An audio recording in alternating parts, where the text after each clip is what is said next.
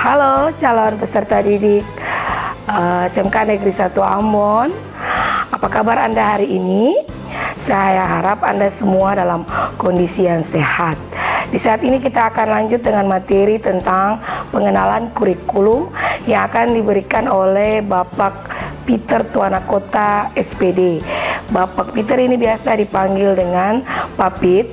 Beliau di sekolah ini sebagai Wakasek Kurikulum. Oke, tanpa membuang waktu, saya persilakan Pak Pit untuk membawakan materi kita di saat ini.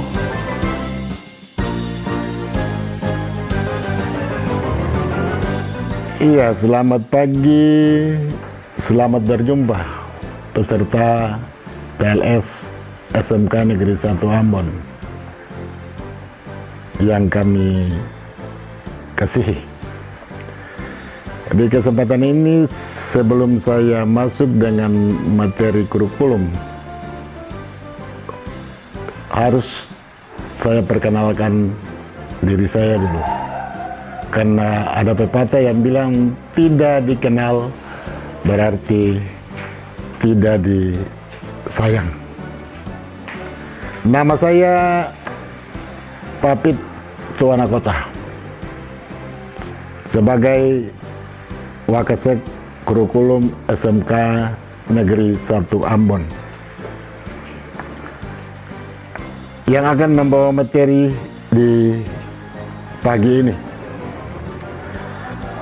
Yang pertama, kurikulum SMK Negeri 1 Ambon adalah kurikulum K13 yang dipergunakan di tahun pelajaran 2020-2021.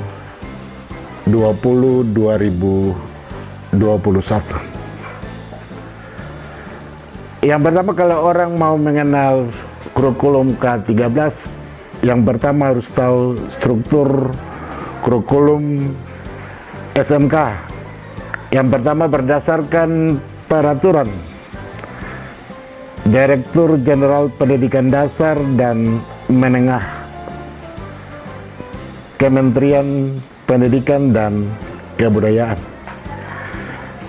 nomor 07-D-5-KK-2018 tentang struktur kurikulum SMK-MA. SMK Negeri 1 Ambon terdiri dari 2 bidang keahlian, 4 program keahlian, dan 5 kompetensi keahlian. Bidang keahlian yang pertama bidang bisnis dan manajemen, dan yang kedua pariwisataan.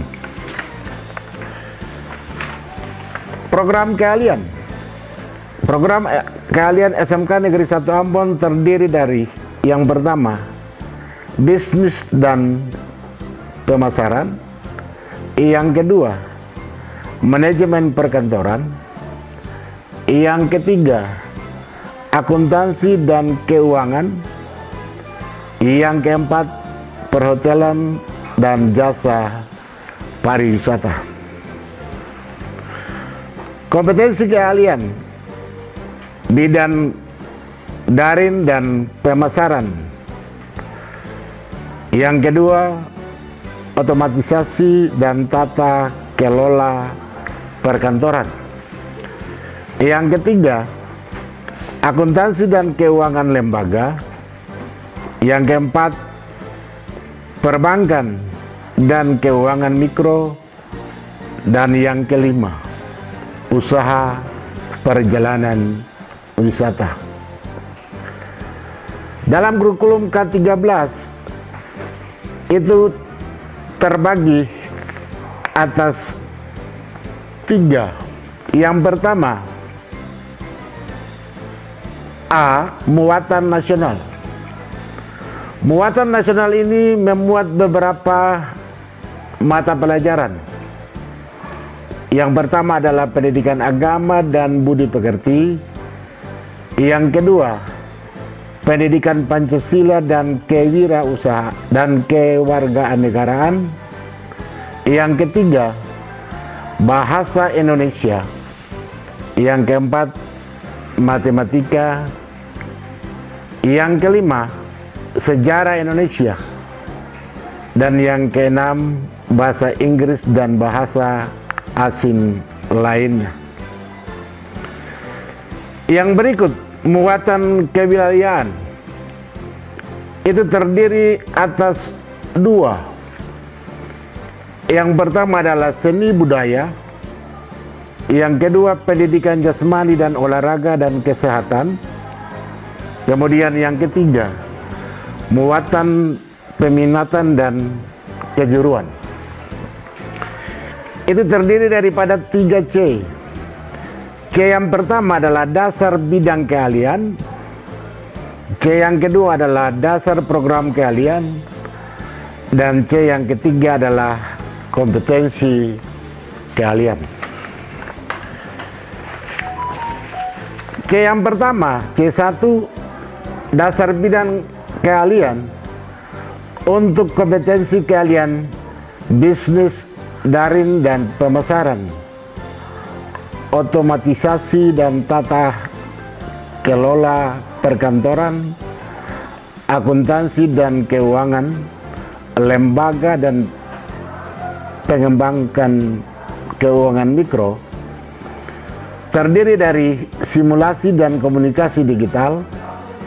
Yang kedua, ekonomi bisnis. Dan yang ketiga, administrasi umum, serta yang keempat, IPA. Kemudian C1 untuk dasar bidang keahlian. Untuk kompetensi keahlian usaha perjalanan wisata. Itu terdiri daripada 3 mata pelajaran, yaitu simulasi dan komunikasi digital, IPA terapan, dan kepariwisataan.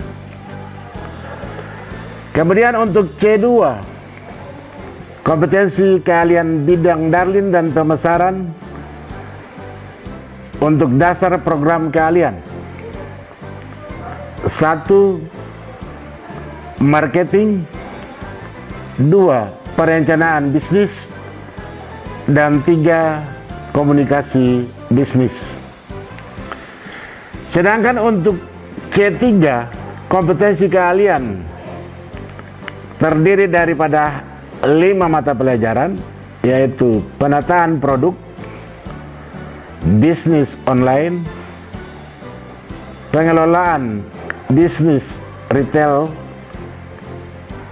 administrasi transaksi, dan yang kelima, produk kreatif dan kewirausahaan. Yang berikut, untuk kompetensi keahlian, otomatisasi dan tata kelola perkantoran. Untuk C2, dasar program keahlian, ada 3 mata pelajaran. Yang pertama, teknologi perkantoran. Yang kedua, korespondensi. Dan yang ketiga, kearsipan. Untuk C3 bagi kompetensi keahlian otomatisasi dan tata kelola perkantoran, ada 5 mata pelajaran. Yang pertama, otomatisasi tata kelola kepegawaian. Yang kedua, otomatisasi tata kelola keuangan. Yang ketiga, otomatisasi tata kelola sarana dan prasarana. Yang keempat, otomatisasi tata kelola humas dan keprotokolan. Dan yang kelima, produk kreatif dan kewirausahaan. Yang berikut, untuk kompetensi keahlian akuntansi dan keuangan lembaga. Untuk C2, terdiri dari 4 mata pelajaran. Yang pertama, etika profesi. Yang kedua, aplikasi pengelola angka. Yang ketiga, akuntansi dasar. Dan yang keempat, perbankan dasar. Untuk C3, untuk kompetensi yang sama, terdiri daripada 6 mata pelajaran. Yang pertama, praktikum akuntansi perusahaan jasa, dagang, dan manufaktur. Yang kedua, praktikum akuntansi lembaga atau instansi pemerintah. Yang ketiga, akuntansi keuangan. Keempat, komputer akuntansi. Kelima, administrasi pajak. Dan keenam, produk kreatif dan kewirausahaan.